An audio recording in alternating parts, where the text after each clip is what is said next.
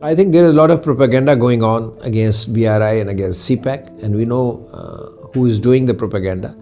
Of course, there is a need to counter this propaganda through an effective media management strategy. As regards debt trap, all countries borrow loans. There is nothing wrong in borrowing loans. China borrowed loans from World Bank. Now China gives loans now to other countries. So there is nothing wrong about borrowing loans for development. And as a developing country, Pakistan has also borrowed loans from China and from multilateral institutions. We are also under borrowed loan from IMF for development, to bridge our fiscal deficit, to overcome our fiscal deficit, to overcome our balance of payment issues. China has given us loans which are concessionary in nature, but our loans from multilateral institutions are more than the Chinese loans.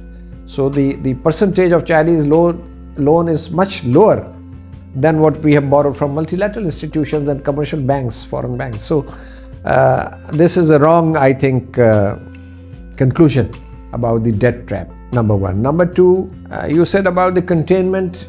Containment is from the other side. We know who is trying to contain China in Asia Pacific.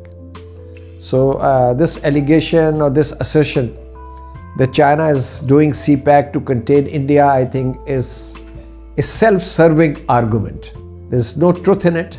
India is part of the US containment strategy of China. I mean, our Chinese friends should know that it's part of Quad, IMAC, and other security alliances. It has concluded foundational agreements with the United States, which are of a very, substantive nature. So India is part of this containment strategy of the United States against China as a counterbalancing force. So in that context, Pakistan also has the fallout because of our relationship with China. But we don't want bloc politics. We have historically good and deep relationship with China. We have had good relations with the United States. We want to maintain that trajectory of relationship. We want to continue to promote and strengthen our time-tested friendship with China.